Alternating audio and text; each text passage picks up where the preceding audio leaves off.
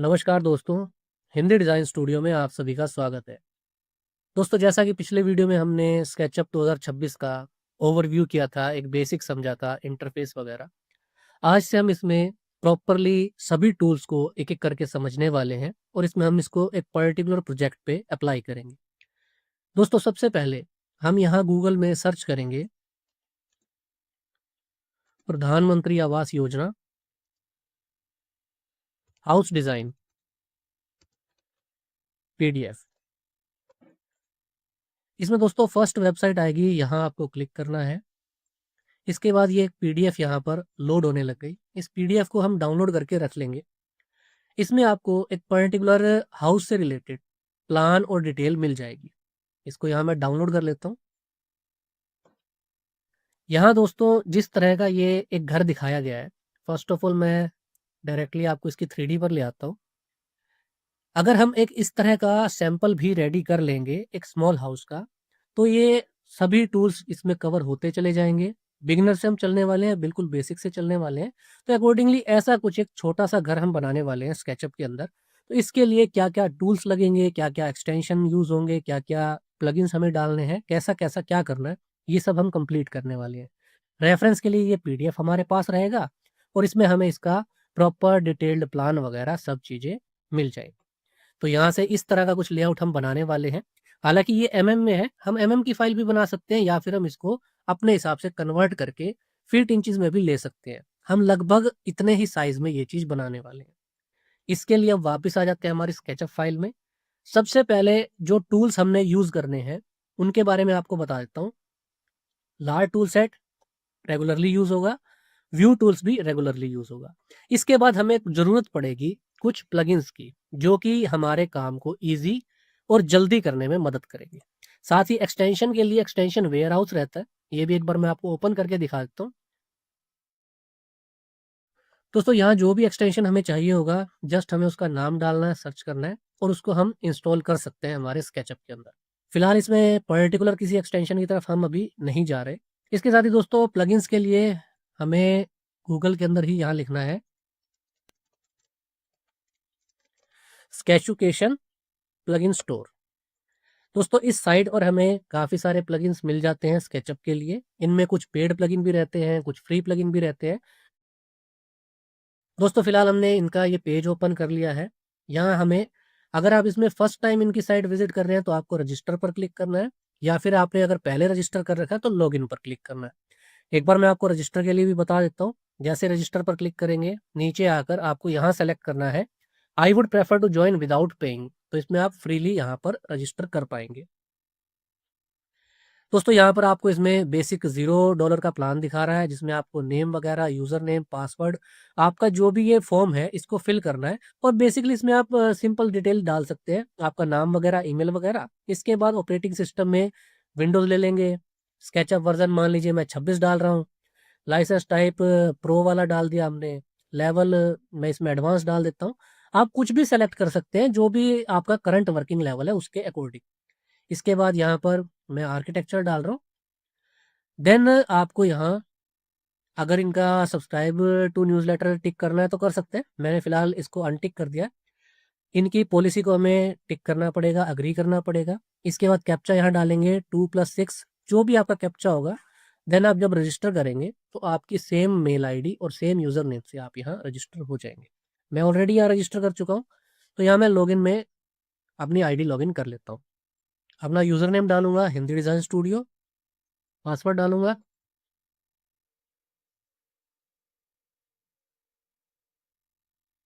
जैसे ही मैं लॉगिन पर क्लिक करूंगा, यहाँ लॉगिन बटन की जगह पर हिंदी डिज़ाइन स्टूडियो लिखा हुआ आ जाएगा और यहाँ मैं लॉगिन कर चुका हूँ। दोस्तों यहाँ मैं आपको मिरर प्लगइन डाउनलोड करके दिखा देता हूँ। आपको यहाँ लिखना है मिरर प्लगइन स्केचुकेशन। इसके बाद यहाँ देखिए स्केचुकेशन पर ये मिरर प्लगइन दिखा रहा है, मैंने क्लिक किया। जैसे यहाँ ये ओपन हुआ, ये TIG मिरर इस तरह से दिखा रहा है और चूंकि मैं यहाँ लॉगिन हूँ तो यहाँ पर ये डाउनलोड बटन दिखा रहा है। अगर आपने यहाँ लॉगिन नहीं किया होगा तो यहाँ पर लॉगिन टू गेट इट करके लिखा हैगा। तो यहाँ अभी हमने लॉगिन किया हुआ है, डाउनलोड बटन पर क्लिक किया। दोस्तों यहाँ पर मिरर प्लगइन डाउनलोड हो गया है। अब इसको हम स्केचअप में इंस्टॉल भी कर लेते हैं। आपको एक्सटेंशन में जाकर एक्सटेंशन मैनेजर में जाना है, यहाँ इंस्टॉल एक्सटेंशन पर क्लिक करना है। डाउनलोड सेक्शन में ये प्लगइन यहाँ ऑलरेडी डाउनलोडेड है, जस्ट इसको सेलेक्ट करके ओपन करना है। इसके बाद यहाँ पर हमें स्केचअप में मिरर प्लगइन मिल गया है। दोस्तों इस तरह से आपको जो भी प्लगइन सर्च करना हो, आप जस्ट गूगल में प्लगइन का नाम डालेंगे और उसके साथ में स्केचुकेशन लिख के सर्च करेंगे तो आपको पर्टिकुलर प्लगइन और उसका डाउनलोड बटन यहाँ मिल जाएगा और आप इसको डाउनलोड कर सकते हैं स्केचुकेशन स्टोर से। तो ये बेसिकली दो चीज़ें थी जो एक्सटेंशन वेयर हाउस या स्केचुकेशन स्टोर से आप एक्सटेंशंस और प्लगइन्स डाउनलोड कर सकते हैं। इसके बाद हम वर्किंग की तरफ चलेंगे। फिलहाल मैं एक बार इस मॉडल को डिलीट कर देता हूँ और स्टार्टिंग से हम इसको समझेंगे। जो पीडीएफ हमने यहाँ डाउनलोड किया था, इसमें आप देखिए फ्रंट पे एक बेडरूम है, इसके साथ में एक किचन है, इधर ये सिटिंग हॉल, एक बड़ा हॉल दे रखा है। तो इसका अगर आप आइडिया लें, सेम कॉन्सेप्ट को हम अपने हिसाब से बनाते हुए चले, तो दोस्तों अगर आप चाहें तो इसमें आप यूनिट कन्वर्ट करके फीट इंचेस में भी काम कर सकते हैं। फिलहाल हम इसमें अपनी फाइल की यूनिट एमएम में चेंज कर देते हैं और हम इसको same as it is MM में ही बनाने वाले हैं। ये हमारा पीडीएफ रहेगा, इसको यहीं रखते हैं। हमारी फाइल में विंडो में जाकर मॉडल इन्फो में आर्किटेक्चर को डेसिमल करेंगे और यहाँ पर इंचेस को हम मिलीमीटर कर देंगे। बस इतना हमने करना है। फाइल क्लोज रखेंगे। दोस्तों अब हमारी फाइल की यूनिट्स एमएम में सेट हो गई हैं। अब यहाँ पर हमें पर्टिकुलर वो होल बनाना स्टार्ट करना है। इसके साथ ही दोस्तों अब हम इसमें स्केचअप 2026 के बेसिक टूल्स को भी समझते हुए चलेंगे, जिसमें कि हम ये वाला प्लान एक तरफ से बनाना स्टार्ट करेंगे। तो दोस्तों अब सबसे पहले आपको स्केचअप के इस इंटरफेस पर कंट्रोल करना है। इसमें आप माउस के मिडल बटन से, जैसे आप मिडल बटन प्रेस करेंगे तो आप इसको ऑर्बिट कर पाएंगे, अगर शिफ्ट के साथ मिडल बटन प्रेस करेंगे तो आप इसको पैन कर पाएंगे। तो फिलहाल आपका सरफेस पर पूरा कंट्रोल रहेगा और यहाँ पर हम इसको लार टूल सेट से ही स्टार्ट करने वाले हैं। दोस्तों लार टूल सेट में फर्स्ट सेक्शन में यहाँ हमें सिलेक्शन के लिए टूल मिलता है, bucket tool, eraser tool, component और टैग्स। फिलहाल हम इनको स्किप कर रहे हैं, इनको हम जैसे आगे काम करेंगे उसमें जहां जहां जरूरत पड़ेगी तब मैं आपको ये सभी टूल एक्सप्लेन करूंगा। फिलहाल हम शुरू करने वाले हैं लार टूल सेट के सेकंड सेक्शन से, जिसमें कि फर्स्ट ऑप्शन लाइन का है। लाइन पर क्लिक करके हम यहाँ पर ये वाला प्लान बनाना स्टार्ट करेंगे इस कॉर्नर से। फिलहाल हमें 3100 mm बाय 4225 mm का एक सरफेस चाहिए। तो यहाँ से हम लेंथ में 4225 एंटर करेंगे, दूसरी तरफ 3100 एंटर करेंगे। ये हमारा mm में साइज है, इसको हमने कुछ इस तरह से बनाया। अब यहाँ पर यही ड्राइंग टूल आगे बढ़ेंगे और इन्हीं में हमें आगे मॉडिफाई के लिए जो पुश पुल या ऑफसेट जिसकी भी जरूरत पड़ेगी, साथ साथ हम इन टूल्स को यूज करते जाएंगे और साथ साथ मैं आपको टूल्स भी एक्सप्लेन करूंगा, प्लस हम ये वाला प्लान भी बनाते हुए चलेंगे। तो जैसा कि पिछली बार हमने किया था, फ्लोर को एक पर्टिकुलर थिकनेस देकर एक ग्रुप बनाएंगे। इस फ्लोर की थिकनेस के लिए हमें यहाँ लेंगे पुश पुल और यहाँ पर क्लिक करके, अभी हमारी फाइल की यूनिट mm में है तो हम इसको 150 mm की थिकनेस का एक फ्लोर बना देते हैं। देन ट्रिपल क्लिक करके मेक ग्रुप। अब आप यूं समझिए कि यहाँ पर हमने अंदर वाला हिस्सा हमारे इस होल का जनरेट कर लिया है। अब इसके बाद हमें एक तरफ पे 9 इंची की दीवार चाहिए, बाहर की तरफ भी और नीचे की तरफ भी। फर्स्ट ऑफ ऑल तो हमें ये करना ही है, साथ में लेफ्ट साइड पर भी यहाँ पर हमें बीच में ये दीवार दिखानी है।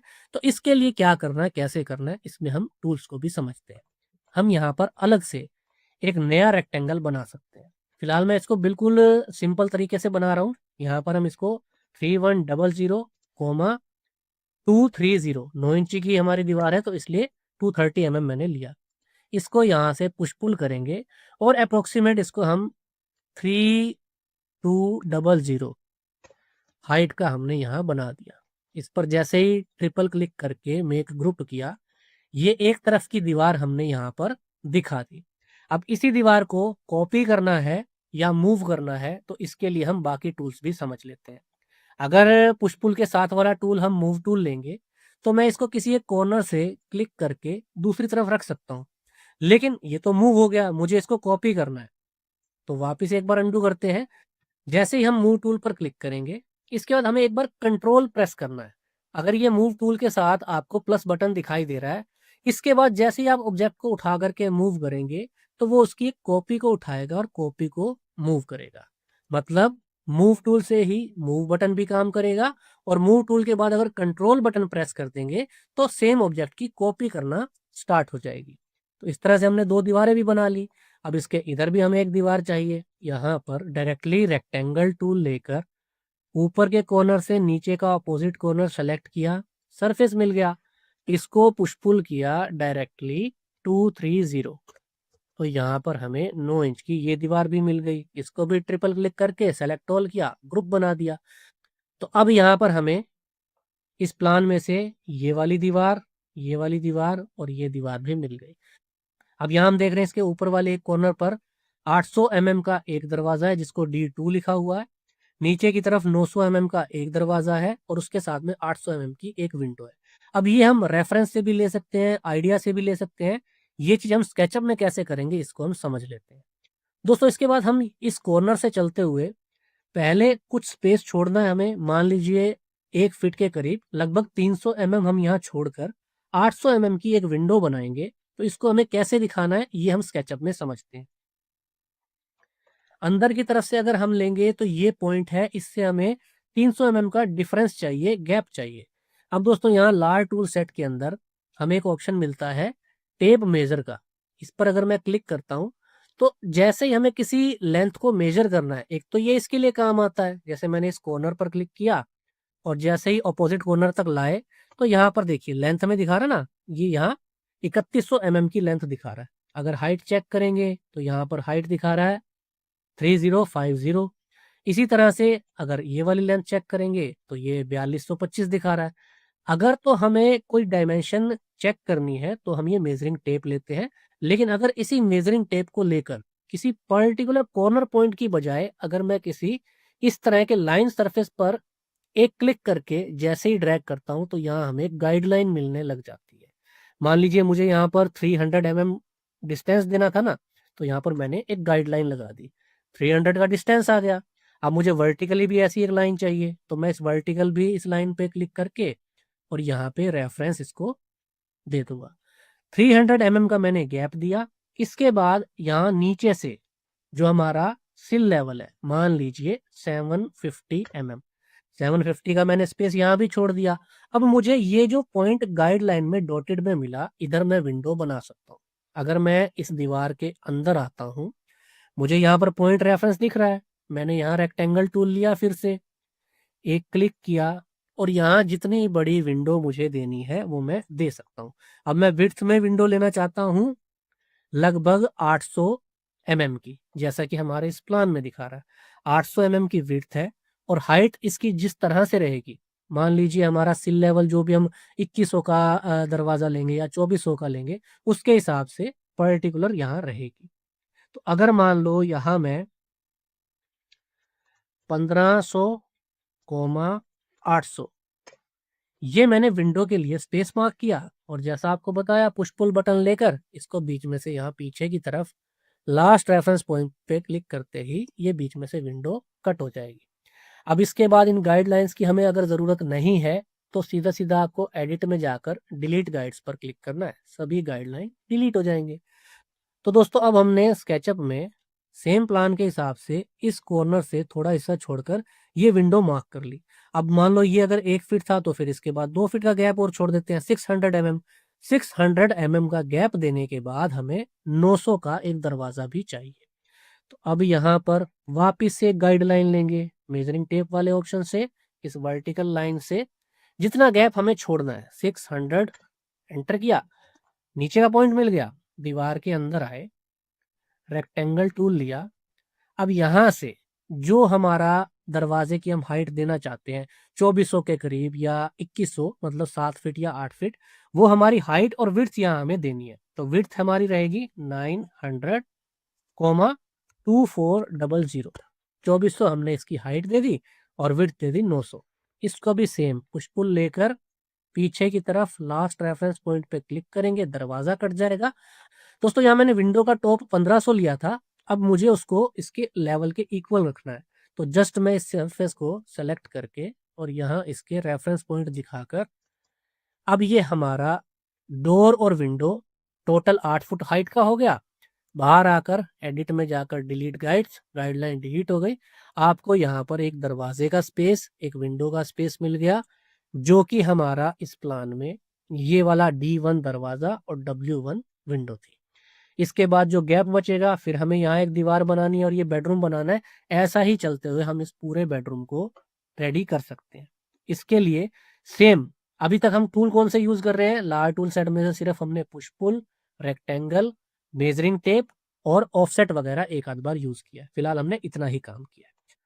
अब दोस्तों इससे आगे बढ़ते हुए 3100 विड्थ का हमने ये होल बनाया। इसके बाद हमें एक 9 इंच वॉल देनी है कुछ इस तरह से, और फिर 3100 के किचन के स्पेस को हमें मार्क करना है।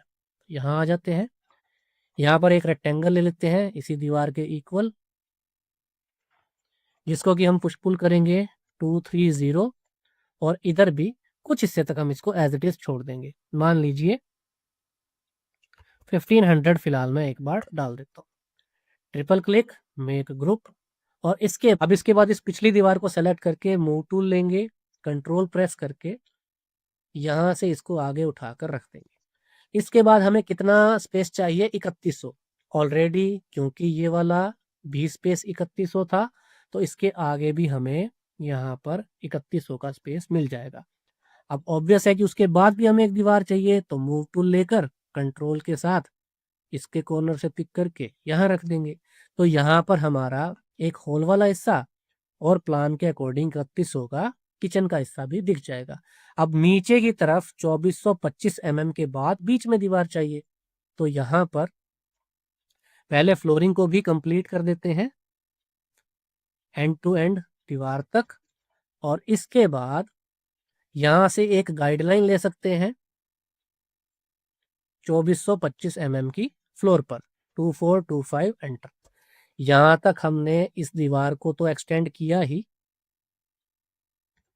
इसके बाद अगेन क्योंकि यहाँ पर बीच में 9 इंच वॉल भी चाहिए हमको, तो अब इस 9 इंच वॉल के लिए भी एक गाइडलाइन और ले लेते हैं यहाँ पे 230। इसके साथ एक गाइडलाइन यहाँ से लेकर इस पॉइंट तक भी दिखा देते हैं।